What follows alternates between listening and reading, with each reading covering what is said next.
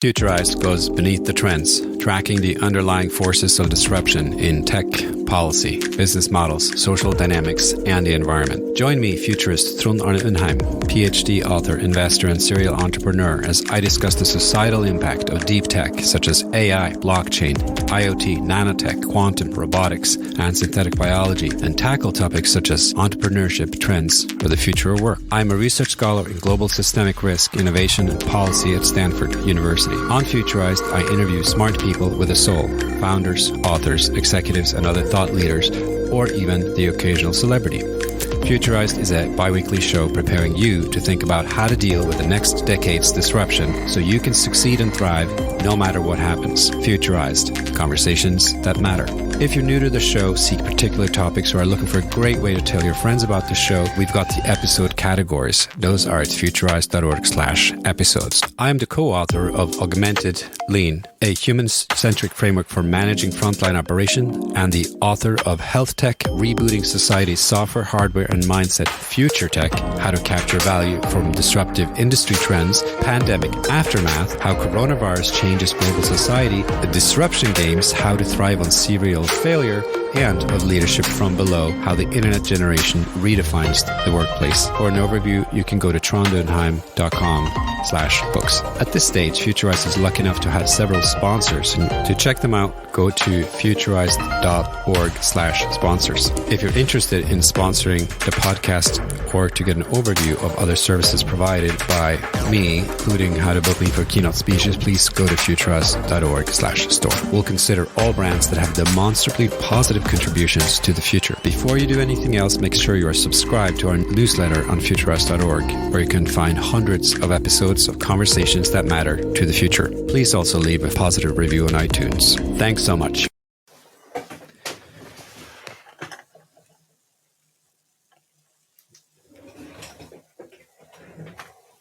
Erinch, how are you? Welcome to the show. Wonderful. Great to be with you, Trond. Yeah, I'm so excited to do this recording. I've been reading Doughnut Economics. I've been thinking about these things, and so happy to have you on. I wanted to start with you, Erinch. You have an interesting background you shared with me,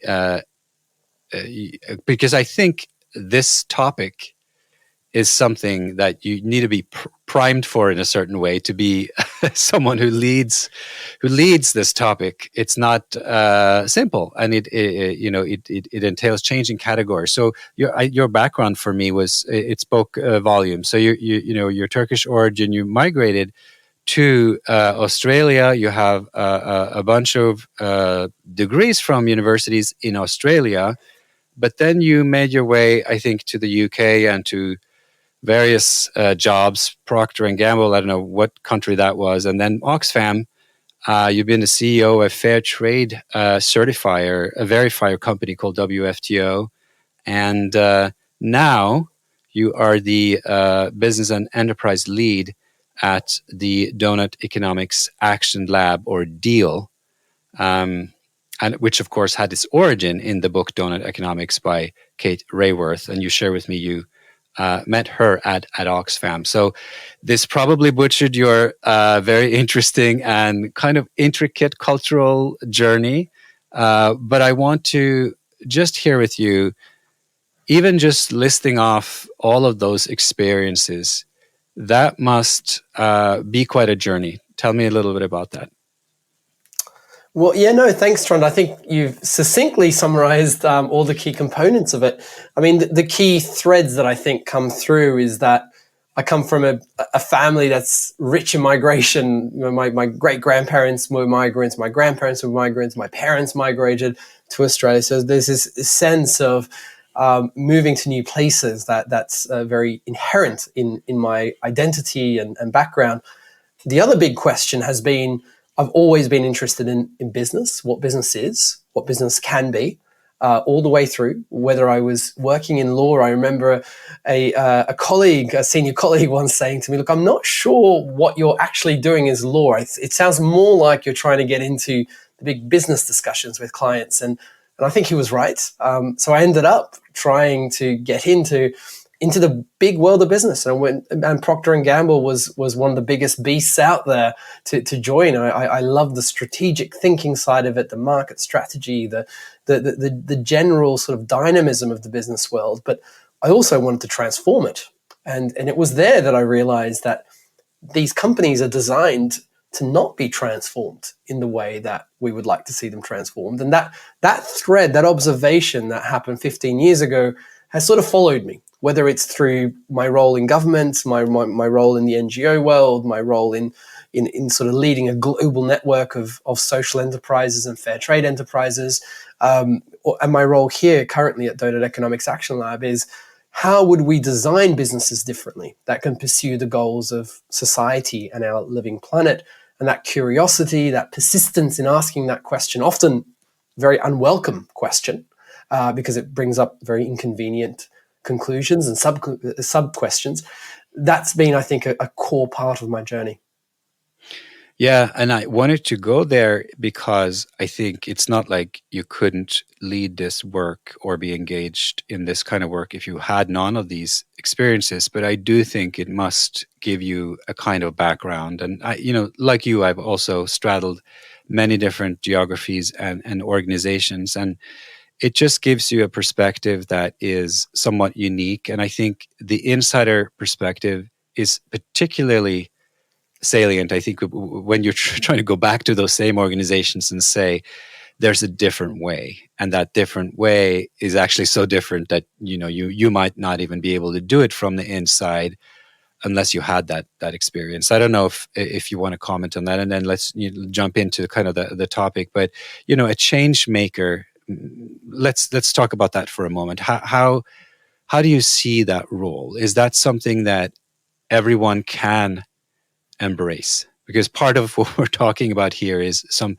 massive amount of changes that you have described in this book as very, very necessary. And my question, I guess, first is just about change makers. Who can be change makers? I think everyone can be a change maker, but the big question is, are they willing to sit through the discomfort of being a change maker?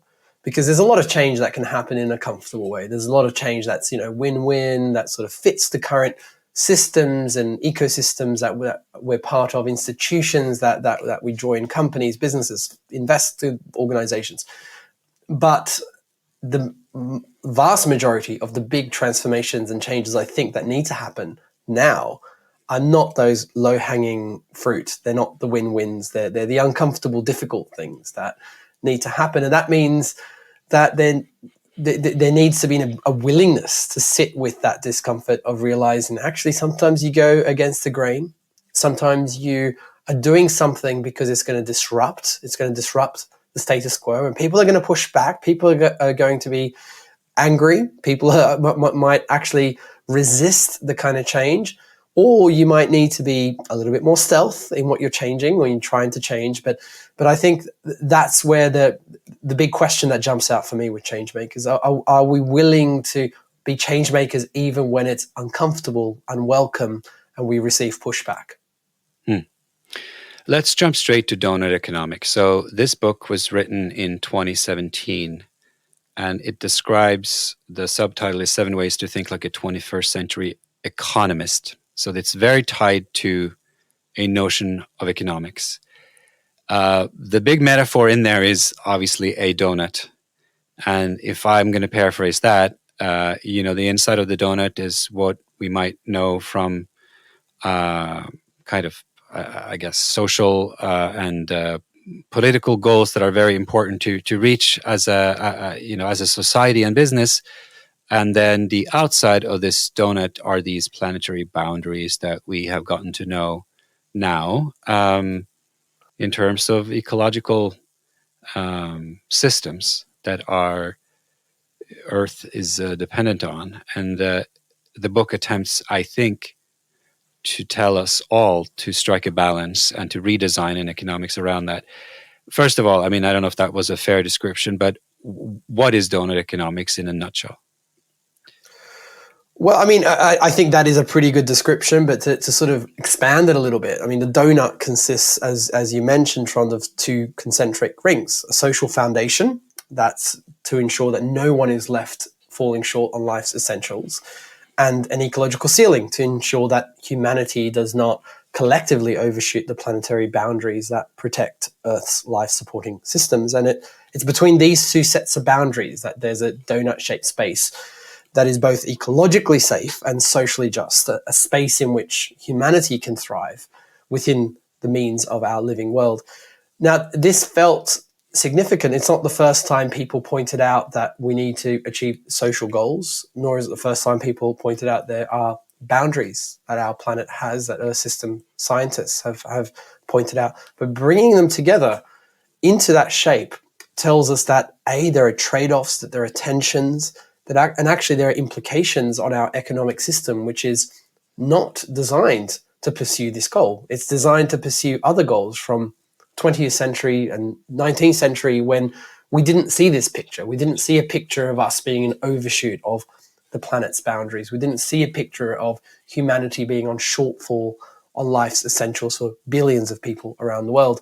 And that means that if we were to redesign based on those ideas, rather than, for instance, on scarcity of financial capital, which a lot of our current economic system is designed around, then I think the core and the root of the economic discipline becomes shaken, and it becomes very clear that a significant change in mindset, in concepts and ideas needs to also evolve. Mm. So I'm fascinated by this metaphor of the donut, because obviously it's a funny metaphor these days. We're all trying to eat less donuts, but on the other hand, it seems to, metaphors really play to a big audience, and there's a certain traction around it. It's easy to grasp at least the fundamentals of it and start discussing it. But I guess the proof's in the pudding a little bit, right? Because if you do look at each aspect, I mean, both the inside and the outside of this donut, they are very complicated things, aren't they, right? So these are system scientists that are telling us a lot of things on the outside of the donut, on the boundary side, and then even the inner core, right? It consists of hard to measure things that the UN and national statistical bodies and others are scratching their heads on, about, and they're near impossibilities to kind of fully get right. So I guess the core of my question here is, as this is now being attempted to be kind of measured and downsized to sort of national scale, to company scale, to, I don't know, you tell me, individual scale, is there truly an economics in this? Because it sounds right. It intuitively is something I think a lot of people want to believe in. It is something that sounds like it makes a lot of sense.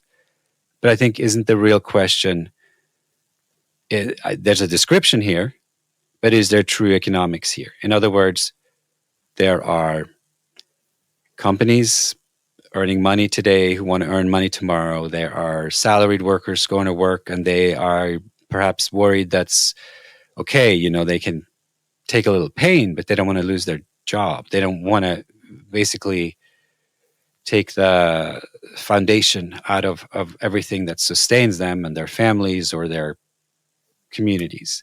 So where is the economics in the donut? Yeah, before I jump into that, just a sort of one minor correction. We are downscaling the donut to places. We're downscaling it to human populations, not to companies.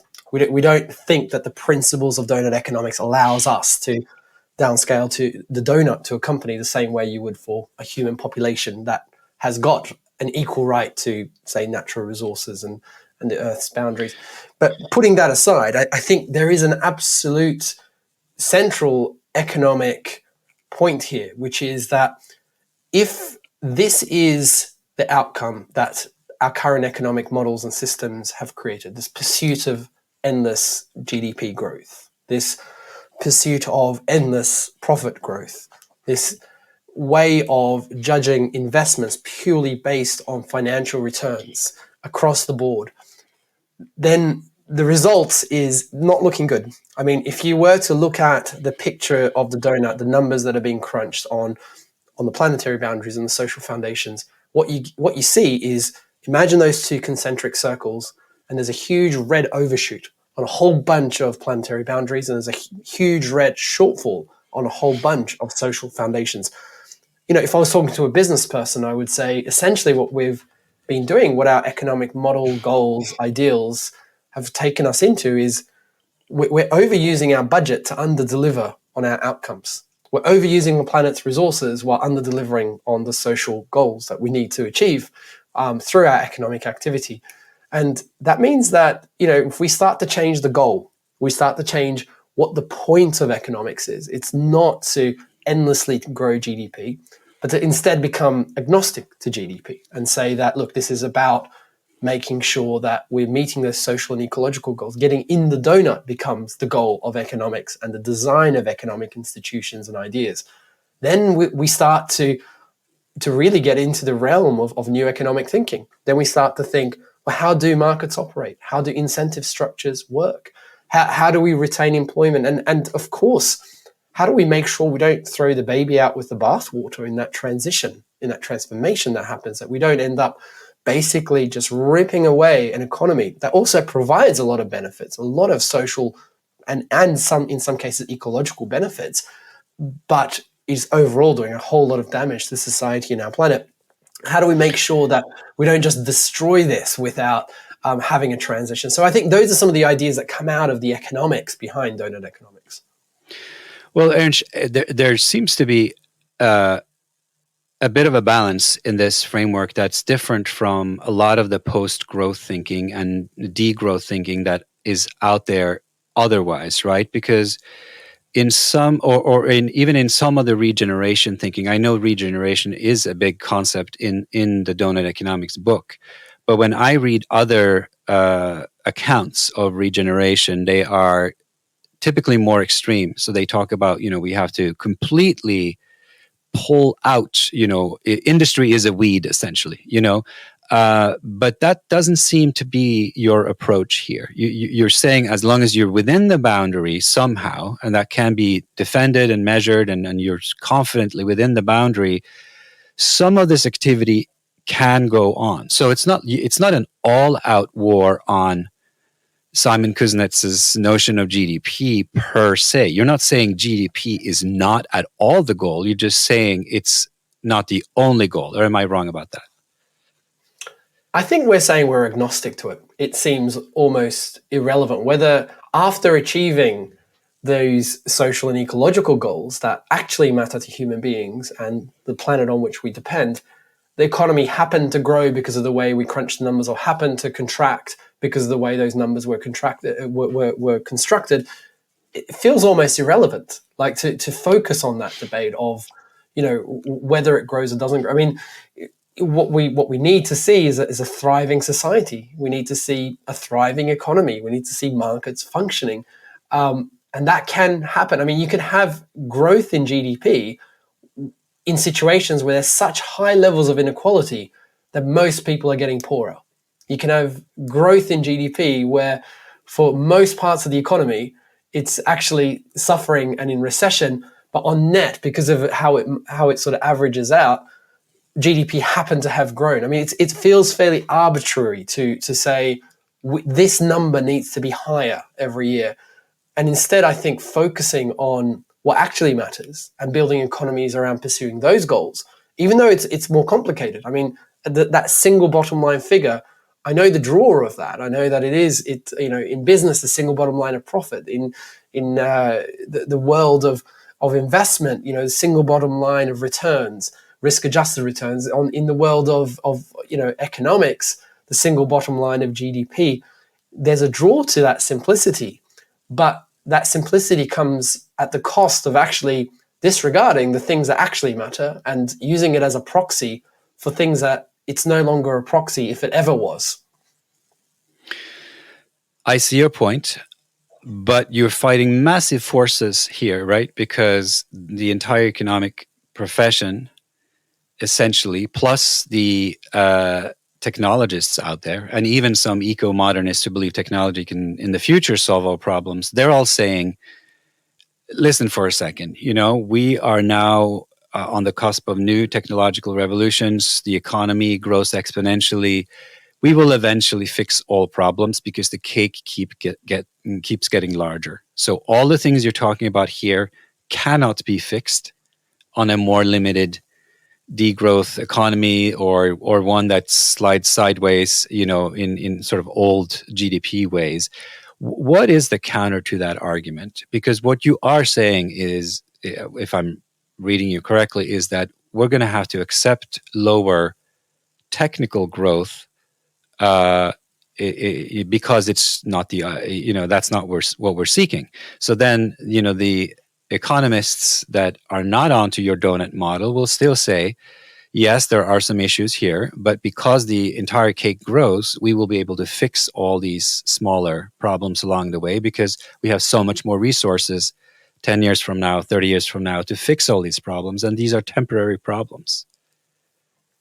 I mean, I would just flip it on its head and say, let's fix those problems. And if the cake happens to have grown in the process, fine. If we happen to fix those problems without the cake technically growing in the process, that's fine too.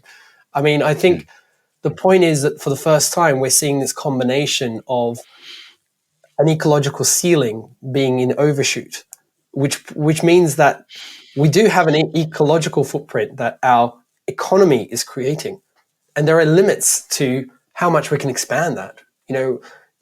I know that there are concepts and ideas out there to say, let's de-link this. You can have, we can all give each other, we can all do services to each other. We'll just do loads of massages back and forth and cook each other meals in our homes. And that would be the way that, you'll create the kind of gross domestic product that adds up to a great amount. And if there is a way of getting to an economy that does that through, for instance, services that have very little ecological footprint, or through products that have preferably a positive ecological footprint, and the benefits of that GDP growth is shared far more equitably than it is currently, then that's great. I mean, if that happens, that's fantastic. It just hasn't been the case. It hasn't been the case for over 100 years that's the direction we go. We end up putting pressure on our planet to a point where it can't sustain this kind of economic activity anymore. And that's the economic activity that the sort of mindless pursuit of economic growth ends up creating.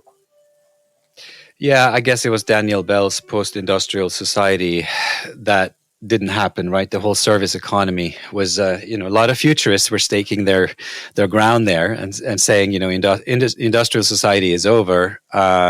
We have accomplished what we need to accomplish. But we seem to be, though, Erinch, in the middle of another industrial revolution. That's my point.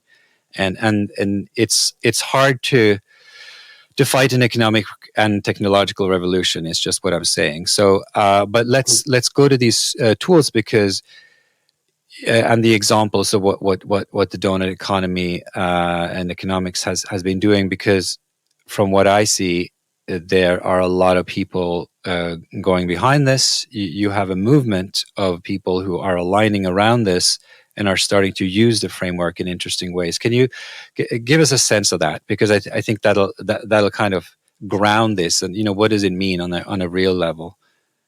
Give me some examples of some either companies or people that are working with you. Sure. I mean, so we've always had this mantra: "Don't be the movement, join the movement," and it was about. Yeah. And what that means in practice is that we create tools that can be integrated into the work of others, so that we can connect with them, help them to build their wider movement and help that broader economic transformation. So the idea was always like, how do we support all of those movements out there that are creating change, that are transforming the economy, creating tools on applying donut economics in different contexts, in different to different sort of organizations and situations has been a core part of that. In the world that I work on, in the work that I lead on business and enterprise, we've created a tool for those that engage with business to use, to say, look, if you are interested in donut economics, that means that the businesses that you might work in, you might lead, you might have founded, you might invest in, you might engage in as a consultant, or that you work with as, in a community of businesses or a business network, well, those businesses will need to really up their game to become regenerative by design and to become distributive by design. So regenerative because they need to work with and within the cycles of the living world, and distributive because we need to share value far more equitably with all those who co-created it. So essentially, what this tool does is helps them think through, well, if those are the biggest ideas we need to pursue, we need to change our product so that the design of it is modular. So we're creating zero waste and we're allowing people to fix things. When we need to change our supply chain, so regenerative agriculture is happening, organic agriculture, mixed models of farming are happening to create far more sustainable and regenerative, models of growing crops. Or we need to change the way we treat our workers or our communities so that much more of the value is going to them and they feel empowered and a part of this. Or we need to change the way we price our products so that actually these essential products that consumers need to be accessible. And that's going to be our role. So if we're going to belong to a future economy that is regenerative and distributive by design, we're going to need to do these massive things. What we found in work we did with over 300 companies in cities and places around the world was that most companies are designed to prevent them pursuing this. I mean, we've known about modular phone design for a decade now. Fairphone, the company, has created that model for years. However, built-in obsolescence of having phones that are created to fall apart in 2 or 3 years so you can buy a new one, that business model has been incredibly lucrative and it's continued. The design of the company has ensured that whatever creates the highest sales and the highest margins is the strategy and the idea that it will pursue. So when you put these big ideas down, you realize that it's not an accident that these ideas aren't pursued. It's by design. And so we need to redesign these companies. We need to look at ways of how do we change their board to make sure that other voices are on there, not just investors trying to get a short-term return. How do we make sure that the way that they calculate margins can be much more flexible so they can pursue those ideas that are going to be viable, but also able to create social and ecological impact? How do we make sure they can reinvest internally into research and development, for instance, into their supply chain, into their workforce to create those sorts of outcomes that they need? How do we make sure their ownership model can evolve so that over time that they have a far more mixed long-term view of ownership that allows them to be stewards of their purpose? All of these things that fundamentally change the design of the company.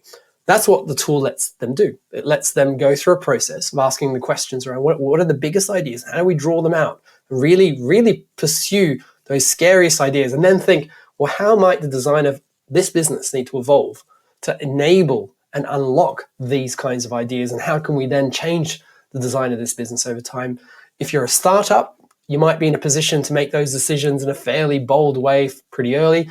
If you're a large company that's listed on the stock exchange, it might be a slower transition. If you're a private company that's owned by a family, perhaps the family is able to lead that sort of charge and embolden the deep design. But the core of that tool, for instance, is to say that if you want to pursue Doughnut Economics, then you need to fundamentally redesign your business so that it allows you to both generate these bold, regenerative, and distributive ideas and to pursue those bold, regenerative, and distributive ideas, invest in them, to back them, create strategies around them, to encourage and reward staff for coming up with them and pursuing them.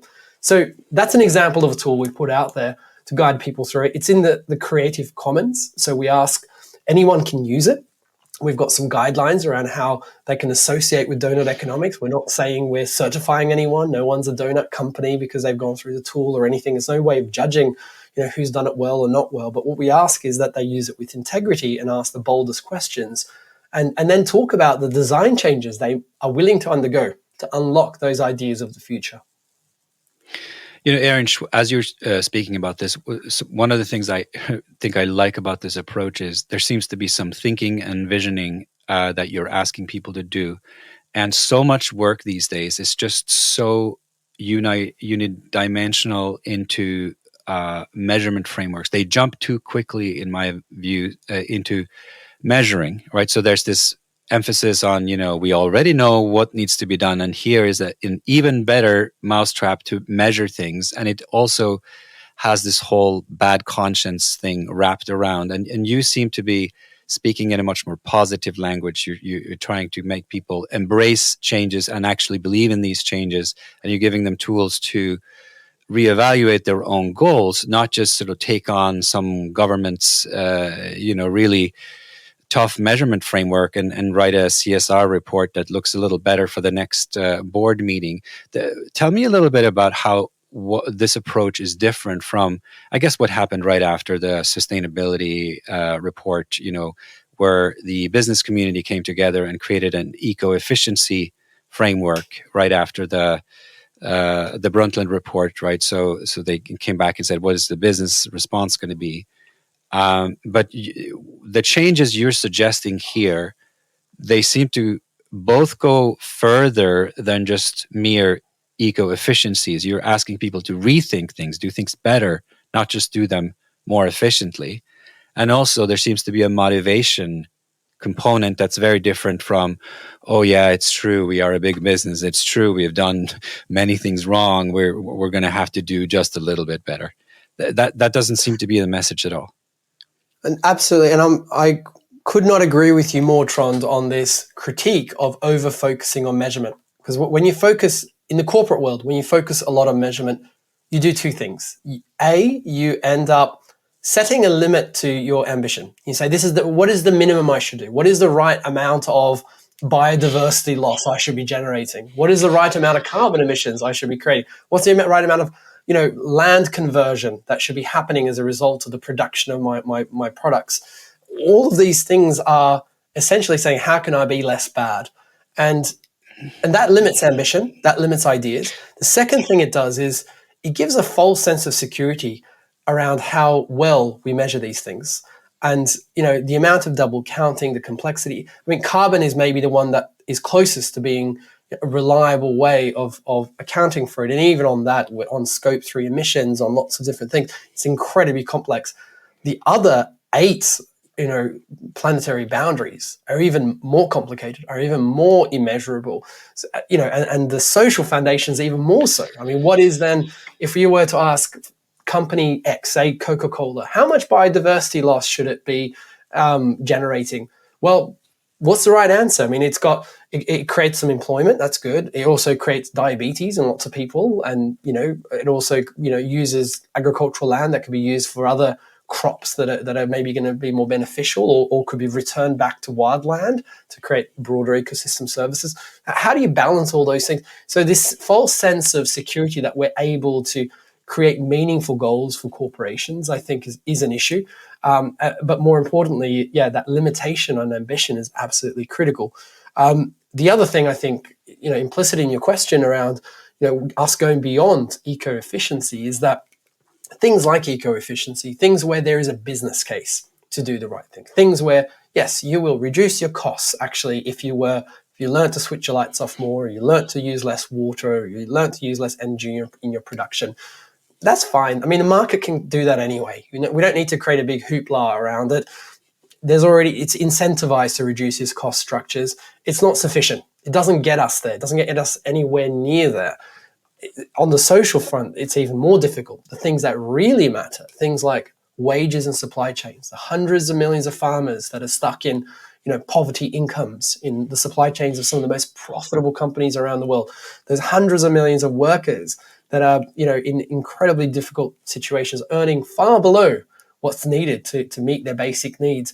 The business case to demonstrate actually you'll make even more money if you just paid your suppliers more and insisted they paid their workers a living wage. I mean, I've worked in this field for over 15 years.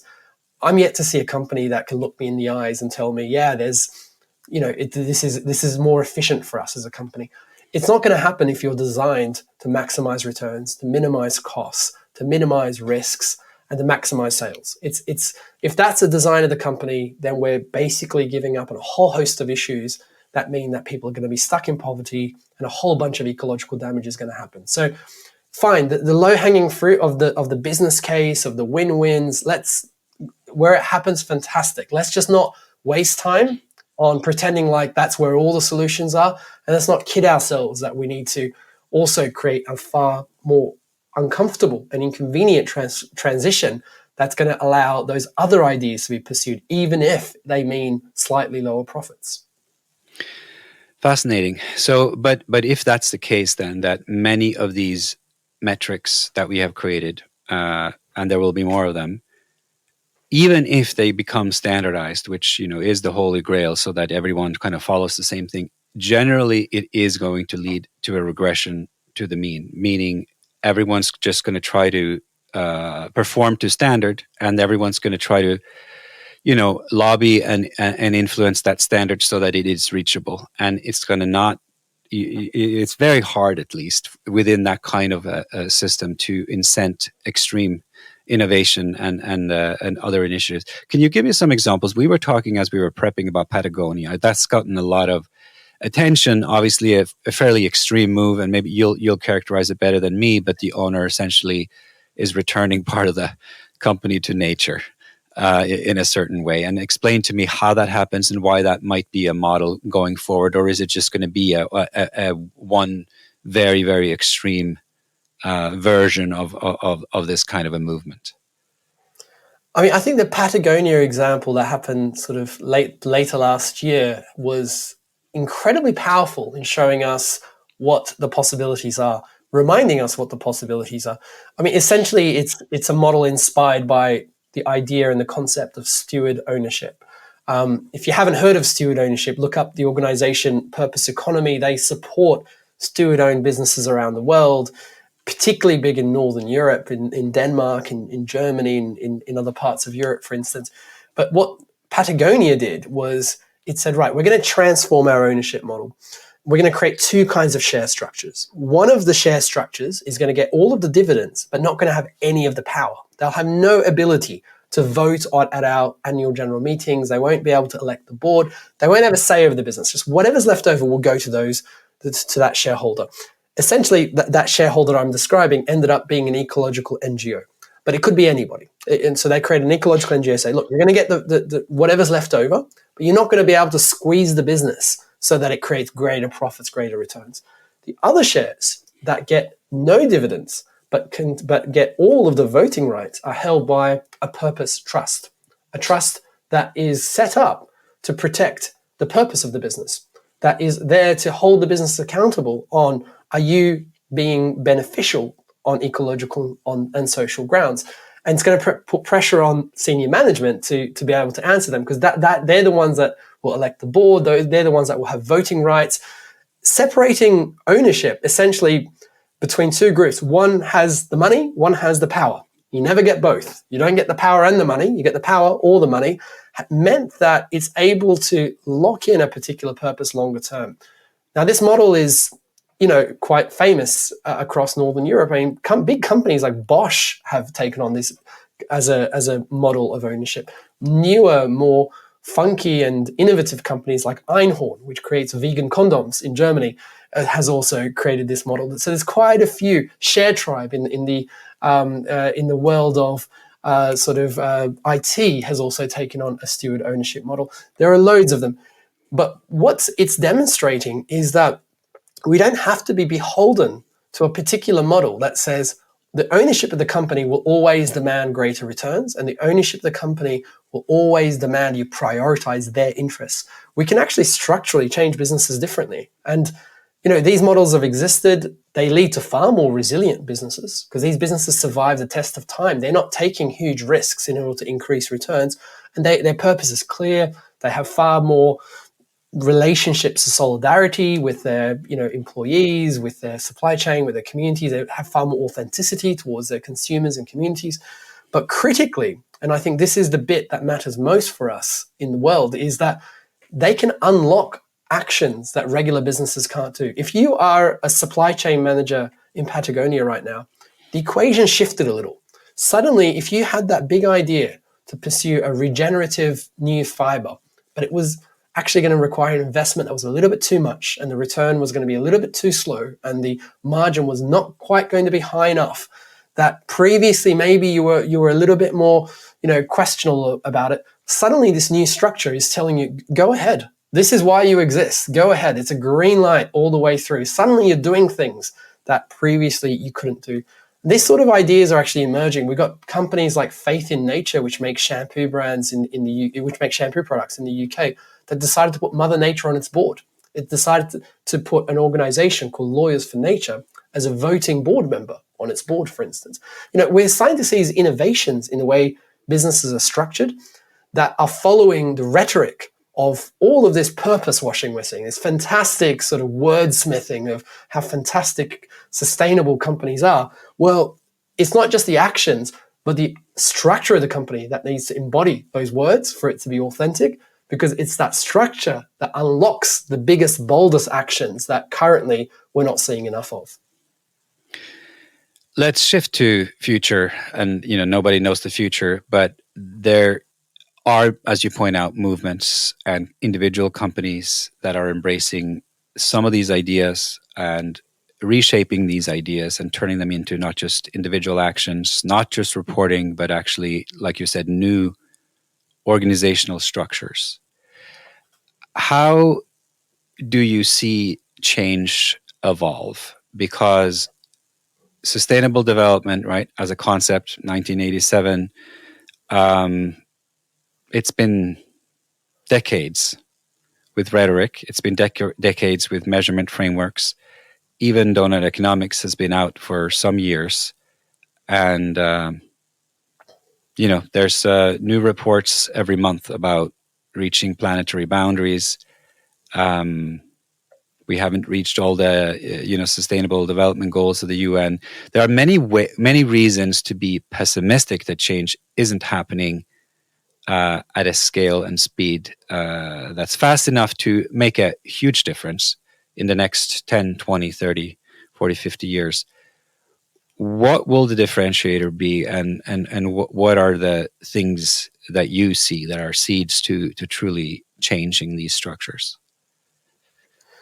Yeah, I think that what we're beginning to see is enough people that are frustrated with the amount of time we wasted, giving ourselves pats on the back around how great we're doing on sustainability and how was this initiative and project and this glossy, brochure that talks about a fantastic little thing a company is doing in one corner of the world. I think there's a lot of people that realize the inauthenticity of this and the frustration that we've lost a lot of time. I've talked about this in the kind of terms we've just been talking about for the last at least 10 years. 10 years ago, I would be laughed out of a room. I would never be asked to speak, on a podcast like yours. 10 years ago, 5 years ago, I would be told this was completely naive. Now I'm being asked to speak with senior levels of government leadership. I'm being asked to speak with mayors. I'm being asked to speak with networks of family businesses, with startup hubs around the world, with universities that create startup centers for ideas emerging within universities, because they're beginning to see that the plain vanilla sort of blindly going down the 20th century model of the corporate structure is not necessary, nor is it desirable. And actually, it's more interesting to create these new emerging structures. It's more fascinating, it's more inspiring, it's more energizing and dynamic. Like this space we're creating where all of this diversity and innovation is starting to be pioneered by all sorts of people. I think change is going to happen when we reach a bit of a critical mass, of individuals that are talking structure and won't let go of structure and won't let, the greenwashing of here's a good example or here's a good metric here or here's a good number, distract us from the structural change that's needed to actually unlock the big actions possible. I think that's going to happen among investors. I think there's been a wave of people in the impact investing and social finance space that have been frustrated by the fact that actually that sector has done very little that's particularly different. It's just basically said, look, we want the same returns as everyone else, and we also want to burden you with a bunch of impact reporting. That's been the essence of a lot of that sector. I think there's people emerging there that are beginning to do things that are far more transformative. I think it's going to happen among entrepreneurs and startups. I think it's going to happen among business leaders who want to leave a legacy, who are sick of, the lack of meaningful progress that's happened. And critically, I think it's going to happen among policymakers that are beginning to realize that they have a choice in the kind of enterprises and businesses that populate their economies, that they shape this. They shape this through corporate legal form legislations. They shape this through the way financial markets are regulated. They shape this through public procurement. They shape this through the way they engage with businesses and support business startups in various forms. They are the ones that can really change this. And actually, they're not agnostic to the forms. They're currently, the policy ecosystem is fostering the current form, and the policy ecosystem can shift. But I think that that's probably going to be the last card. I think the first cards where I think the energy is going to come from the entrepreneurs who are creating something different and talking about why it matters, why it's so critical that actually Earth is a shareholder that controls Patagonia. It's going to come from those people that are inspired by that story, that then leads to investors who are going to say, I want to be a part of that. I want this long-term financial relationship with those entrepreneurs and those enterprises that are transforming in this way.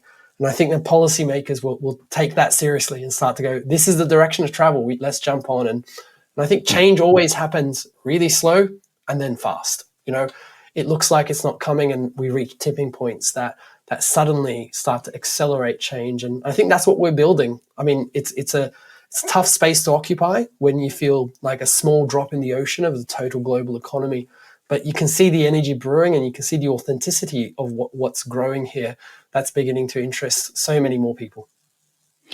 Fascinating stuff. So, maybe there's no answer to this, but do you think the tipping point will be reached if we have kind of a Microsoft or a Tesla of this movement? I mean, Patagonia perhaps was the first of those, but if a truly massive and growing company in 1, 2, 3 industrial spaces, or maybe creating its own space, that would certainly, maybe that has to be a startup. But I'm just sort of I'm also reading there is a frustration in any change, right? Because even though the theory is there are tipping points, until you get to those tipping points, you haven't gotten to the tipping points. So the problem is you're then using the old examples. And what I'm saying is they're just. I just want to speak a little bit for the establishment in all of these sectors you're talking about, and they'll come back from this podcast and others, and they'll say, yeah, okay, well, they talked about fashion companies, they talked about artisan cooperatives and dairy farmers. We haven't talked so much about those examples, but those are the ones that are leaders. And then maybe some IT firms that have seen the light, maybe some startups, because those are young people. But until you see the change in these companies that everybody talks about, the companies that everybody wants to work for, or they have a product from that company that means something to them in their daily life, can this really reach a tipping point without getting there? And where should we look for this kind of guidance? Do we need an Elon Musk for Doughnut Economics to take hold? It's a really good question. I mean, I don't have a crystal ball of exactly how that change is going to happen. I think having a more, universally known brands is going to be helpful. I think maybe outside of the Anglo-American sphere, there are well-known companies that look this way. Mondragon in Spain is one of the largest industrial businesses there. That's a federation of cooperatives across the Basque region and now beyond, for instance. In India, the biggest dairy-based company, bigger than Nestle in India, is a company called Amul, which is owned by 3.6 million smallholder dairy farmers. We do have some large-scale examples of this that maybe are not household names in New York or London, but are household names where people are living and are really impacting things. But I also think that we need to question this desire for companies to be huge, to be, I think we can scale out rather than scale up. We can replicate, and maybe it's healthier. To have companies that are more embedded in their local economies, in their local communities, that where the decision makers are close to where the impact is. When I worked at Procter & Gamble, our CEO and our senior leadership were in Cincinnati. Now, I'm not sure they would have ever seen the true impact of their raw material supply chain. The way that things operated, they wouldn't have seen the impact that has on local communities, that the decisions they're making on the pricing contracts and the terms of their contracts that are having indirectly on these lives and the local ecosystem, would have been just so remote. And I think it's the same thing for so many companies that are set up in these corporate models where spreadsheets are a representation of what their reality is. And maybe the goal is going to be far more decentralized, far more distributed models of enterprise and business that are taking forms that maybe we can't even imagine yet. We're seeing all sorts of new organizational forms right now. So I don't know. I think it would be helpful. I mean, there was a push at one stage to turn Twitter into a user-owned co-op, into a platform cooperative. I've seen other emerging models like Fairbnb emerge as an alternative to Airbnb. So there are some potential big names out there that are on the up. Fairphone, for instance, that I mentioned earlier, is a modular product that does so much more as well on social grounds. But at the same time, I think there are lots of different ways companies and products and services touch our lives, and it might not always be through those very high-profile consumer goods brands. Erinch, I'd just like you to restate, because I thought they were pretty succinct already, but regenerative, distributive, and modular. Can you just, in a statement, explain what you meant by these three concepts? They're very powerful concepts, but they are redefined by so many different groups. You had a very interesting way of seeing it. Can you just restate that for us? Sure. So regenerative is about really the alternative of the linear economy. So we've got currently a model where we take from Mother Nature, we rip out resources, we make things with them, we use those things, and then we lose those things. And we repeat this over and over again. We create a huge amount of waste and we're ripping out resources constantly. Now, the alternative of that is to work with and within the cycles of the living world. And that's being regenerative. That's about saying, right, well, asking big questions, for instance, like, if we weren't here, how would the wildland next door be behaving? Well, how could our factory behave much more like the wildland next door? That wildland next door that's sequestering carbon, that's cleaning groundwater, that's putting nutrients into the soil, that's cleaning the air, that's keeping the local area cool during very hot summer days. If that factory didn't exist, that would be what the local ecosystem is doing, those ecosystem services that some people call. So regenerative is about really saying, how can we work with and within those cycles, not outside of them, and definitely not destroying them. And it's about being as positive as possible. Now, being modular product design is a subset of this. It's a subset of being regenerative, of saying that, well, let's design products so that we're not creating things for single use. We're not creating things to be thrown away. Let's repair them. Let's give a way to upgrade them. And the Fairphone model is a really good way of depicting that concept, because if you open up a Fairphone, what the user can do is, with a very easy, accessible, small screwdriver, it can take out a small piece, it can replace it or upgrade the camera, it can repair the product, close it up again, minimizing the e-waste. It's not got to a point where it's completely eliminated the e-waste. Another example is interface carpets, which has created modular carpet design, so that actually, if the industrial carpet has got some damage, then a small square of it can be taken out and it can be repaired, or it can be recycled, and that's only that small square is replaced. So you're not ripping out all of the carpet, creating a huge amount of waste and coming back. So that's modular design. That is a subset of bringing regenerative thinking into the business world. The distributive side is about, how do we make sure we distribute the value that we have created with all those that have co-created it? Because currently, if we look at the rising levels of inequality, we look at the way that actually, if you look at Thomas Piketty's work, the central premise of it is that the returns to capital are rising far more than returns to labor. If you look at it through a different way, the increase in productivity we've seen over the last few decades has not led to the kind of growth in incomes and wages you would expect. It has been channeled into those that have wealth to invest. And that model, where actually it isn't distributive at all, it's concentrating wealth, concentrating power in the hands of fewer and fewer people.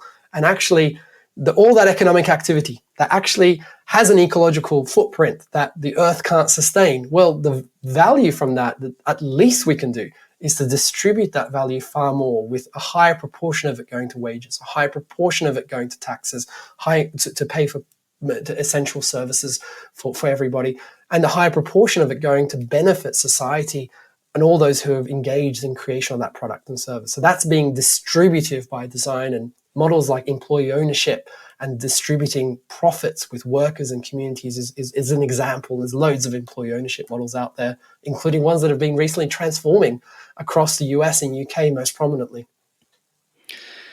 It's fascinating stuff, and I realize we could talk about this for a long time, because these are concepts that are very interesting, and you clearly have a level of grasp of these concepts that I think is, it's striking and very interesting to hear. I'm excited to have learned more. I don't want to keep you any longer. Thank you so much for coming on the show. I hope that we get to have this discussion a few years from now, and that we can see some real examples of this that have reached even wider circles. So thanks a lot for your time. Thanks, Trond. And I'll just remind people, if anyone's interested in some of the ideas that I mentioned, they can go to doughuteconomics.org. It's DOUGHNUT, so the British spelling of the word Doughnut Economics. And you can find on there the business tool, for instance, that I mentioned, but also a whole bunch of tools for applying Doughnut Economics that's out there in the public domain for people to use. All right. So that's Erinch Sahan from the Doughnut Economics Action Lab deal. Thank you so much. Thanks, Trond. You have just listened to another episode of the Futurized podcast with me, Trond Arne Undheim, futurist, scholar, and author. If you are interested in my products or services, feel free to check out futurized.org/store, where you can book a keynote speech, become a sponsor or partner, request a podcast swap, or buy a few of my books, such as Augmented Lean, Health Tech, Future Tech, Pandemic Aftermath, Disruption Games, or Leadership from Below. If you're interested in any or all of my projects, check out my website, trondundheim.com, which has links to other podcasts as well as my public appearances. Thank you. Please share this show with those you care about. To find us on social media is easy. We are Futurized on LinkedIn and YouTube, and Futurized 2 on Instagram and Twitter. See you next time. Futurized, conversations that matter.